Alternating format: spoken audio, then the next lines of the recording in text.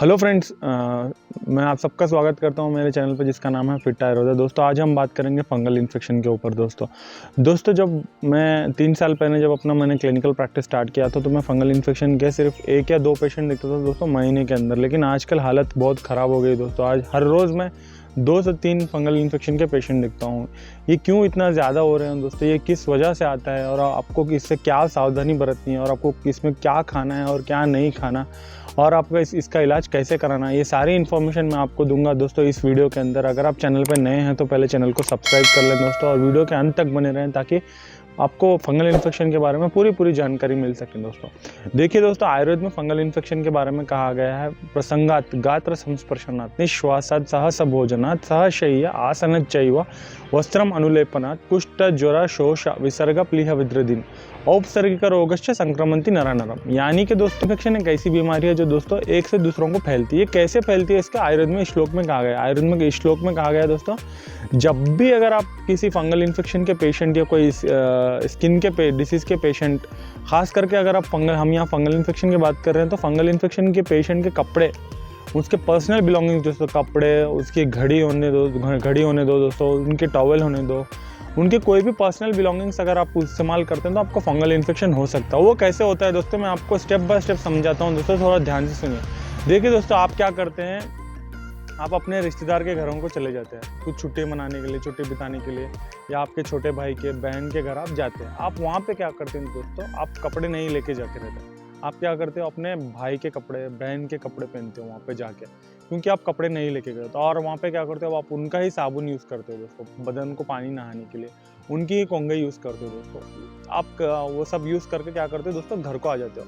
तब आपको क्या होता है, किसी थोड़ी जगह पे, एक जगह पे आपको एक फंगल इन्फेक्शन दोस्तों दिखाई देता है। ये क्यों होता है, ये क्यों हुआ दोस्तों ऐसे, मतलब कि जब आप उनके घर को गए आपको फंगल इन्फेक्शन नहीं था, लेकिन उस घर में किसी को फंगल इन्फेक्शन था दोस्तों। आपने क्या किया, उनका टॉवेल यूज़ किया या तो उनके कपड़े यूज़ किया या फिर उनका साबुन यूज़ किया, वहाँ से आपको फंगल इन्फेक्शन आ गया। ये तो हो गया एक मेथड कि फंगल इन्फेक्शन आपको कैसे हो। इसका दूसरा मेथड क्या है मैं बताता हूँ। जब आपके घर को रिश्तेदार आते हैं दोस्तों, आप क्या करते हो, उनको अपना ही साबुन दे देते हो, अपने ही टॉवेल दे देते हो, अगर अपना ही बिस्तरा उनको दे देते हो, तो अगर वो आपका बिस्तरा, आपके टॉवेल, आपका साबुन अगर यूज़ करते हो तो उनको फंगल इन्फेक्शन होता है। उनके चले जाने के बाद अगर आपको फिर से आप यूज़ करते हो तो आपको भी फंगल इन्फेक्शन आना तय है दोस्तों।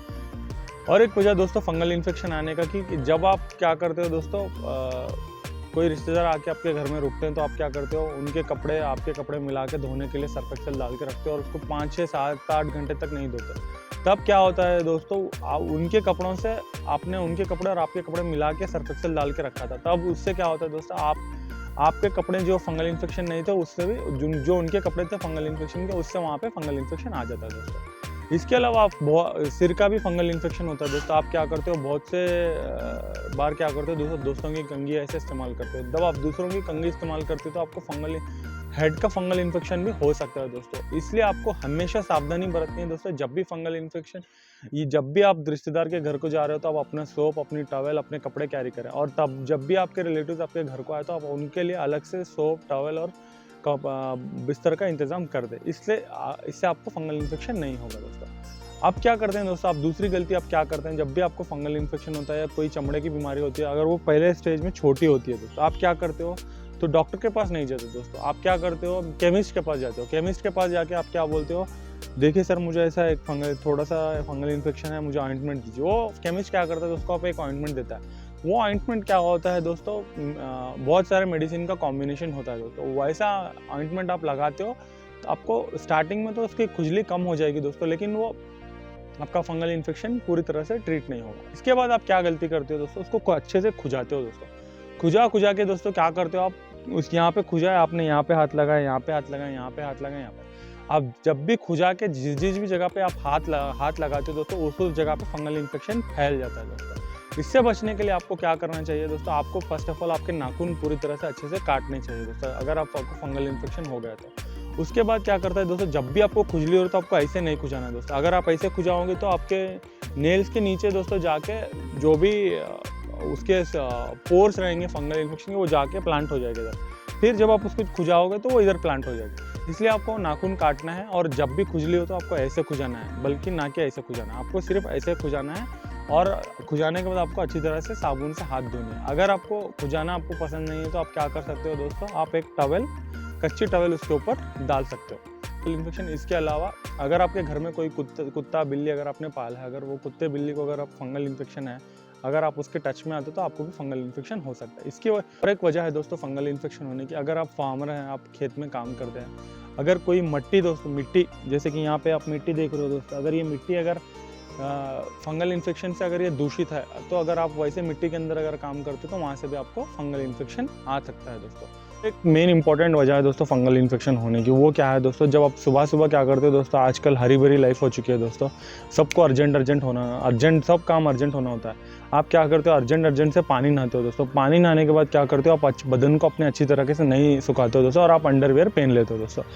अगर ये आप एक बार दो बार ऐसे करते हो तो कुछ नहीं होता दोस्तों, लेकिन अगर आप बार बार ऐसे ही करोगे, अगर पानी नहाओगे, कच्चे बदन पे अगर आप अंडरवियर पहनोगे तो दोस्तों आपको फंगल इन्फेक्शन होने के बहुत बड़ी संभावना होती है दोस्तों। इसलिए आप क्या करें दोस्तों, जब भी आप पानी नहाएं अपने बदन को अच्छी तरह से सुखाएं दोस्तों, फिर आप क्या करें, अंडरवियर पहने। अगर आप बदन को ड्राई करके अगर आप अंडरवियर पहनते हो तो दोस्तों आपको फंगल इन्फेक्शन नहीं होगा दोस्तों। ये एक वजह है दोस्तों। और एक कारण है दोस्तों फंगल इन्फेक्शन की फास्ट फैलने का, वो कारण ये है कि दोस्तों डायबिटिक पेशेंट्स जो होते हैं दोस्तों, और वीक इम्यून सिस्टम जिनका होता है दोस्तों, सपोज समझ लीजिए टीबी के पेशेंट्स, एड्स के पेशेंट और डायबिटीज़ के पेशेंट, इनमें क्या होता है दोस्तों, इम्यूनिटी वीक होने की वजह से फंगल इन्फेक्शन बहुत फास्ट से फंगल इन्फेक्शन उनकी बॉडी में फैलता है दोस्तों। अगर आपको कोई इसमें से कोई बीमारी, अगर आपको फंगल इन्फेक्शन कहीं पे थोड़ा हुआ है तो दोस्तों आपको क्या करना है, जल्द से जल्द आपको डॉक्टर के पास जाके आपको डॉक्टर के पास इलाज शुरू कराना है दोस्तों। अब आते हैं दोस्तों, कुछ ऐसी सावधानियां होती हैं जिसे हमें बरतना होता है। वो सावधानियां ये हैं दोस्तों, जब भी आप वॉशरूम को जाएं दोस्तों, आपके इंटीमेट एरियाज़ को अच्छी तरह से क्लीन करें। अगर आपका इंटीमेट एरिया अच्छा क्लीन नहीं हुआ है दोस्तों, अगर उस पर वो कच्चा अगर है तो आपको फंगल इन्फेक्शन होने की प्रोबेबिलिटी बहुत ज़्यादा है। आप जब भी कपड़े, अगर आपको फंगल इन्फेक्शन हो गया है दोस्तों, अगर नहीं भी हुआ तो मैं आपको सजेस्ट करूंगा कि दोस्तों आप कपड़े हमेशा से लूज़ कपड़े पहने। आप कभी भी टाइट जीन्स, टाइट कपड़े नहीं पहने दोस्तों, क्योंकि अगर आप टाइट जीन्स, टाइट कपड़े पहनेंगे तो वो एक बहुत अच्छा सूटेबल इन्वायरमेंट होता है दोस्तों फंगस के लिए, वहाँ पे ग्रो होने के लिए। तो ये सब चीज़ों का आपको ध्यान रखना है दोस्तों। अगर आप ये चीज़ों पर ध्यान रखोगे तो आपको फंगल इन्फेक्शन कभी भी नहीं होगा। अगर फंगल इन्फेक्शन होगा भी तो वो उसका जल्द से जल्द आपको इलाज, ट्रीटमेंट जो है वो इजी से आपका हो जाएगा दोस्तों। अभी आते हैं दोस्तों होम रेमेडीज़ के ऊपर। कौन से ऐसे होम रेमेडीज़ है दोस्तों जो आप घर में इजीली यूज़ कर सकते हो फंगल इन्फेक्शन को ट्रीट करने के लिए। चलिए दोस्तों, मैं स्टेप बाय स्टेप एक एक करके आपको बताता हूँ। तो खोपरे का तेल, आपको क्या करना है, एक कटोरी में खोपरे का तेल लेना है दोस्तों, और एक कॉटन लेना है। आपको कॉटन को खोपरे के तेल के अंदर डुबो के आपको जहाँ जहाँ आपका फंगल इन्फेक्शन हुआ है दोस्तों, वहाँ पे आपको पूरा कोकोनट ऑयल लगाना है दोस्तों। क्योंकि देखिए दोस्तों, कोकोनट ऑयल एक अच्छा एंटी फंगल एजेंट है। अगर आप इसको रोज़ लगाओगे तो आपको खुजली कम होगी और आपका फंगल इन्फेक्शन भी ट्रीट हो सकता है अगर आपका बिगिनिंग स्टेज में है। दूसरा आप क्या कर सकते हैं दोस्तों, हल्दी। आप हल्दी को भी क्या कर सकते हो दोस्तों, हल्दी का पेस्ट बना के आप हल्दी को जहाँ आपको फंगल इन्फेक्शन हो गया वहाँ पे आप हल्दी को लगा सकते हो दोस्तों। तीसरी होम रेमेडी है दोस्तों गार्लिक यानी कि लहसुन दोस्तों। लहसुन को आपको क्या करना है दोस्तों, लहसुन एक बहुत ही अच्छा एंटी फंगल एजेंट है दोस्तों। आपको क्या करना है, लहसुन को क्रश करना है दोस्तों, अच्छे से क्रश करके लहसुन को पेस्ट बनाना है दोस्तों। और उस पेस्ट को क्या करना है, वो पेस्ट कितना होना चाहिए दोस्तों, 2 चम्मच जितना पेस्ट होना चाहिए। और उसको आपको क्या करना है, 1 चम्मच खोपरे के तेल के साथ मिलाना है दोस्तों। लहसुन के पेस्ट को आपको खोपरे के तेल मिला के आपको जहाँ पे फंगल इन्फेक्शन हो गया वहाँ पे आपको लगाना है दोस्तों। तीसरा दोस्तों एलोवेरा।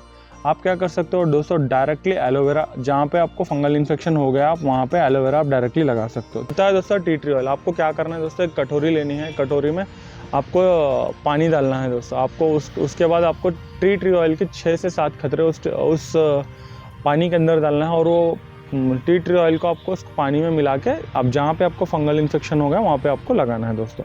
पांचों क्या करना है दोस्तों, आपको नीम के पत्ते। देखिए दोस्तों, नीम के पत्ते जो है उसमें एंटी बैक्टीरियल, एंटी वायरल और एंटी फंगल प्रॉपर्टीज़ होती है दोस्तों। आपको क्या करना है, नीम के कुछ पत्ते लेने हैं दोस्तों। नीम के पत्तों को लेके आपको उसका एक अच्छे से पेस्ट बनाना है दोस्तों।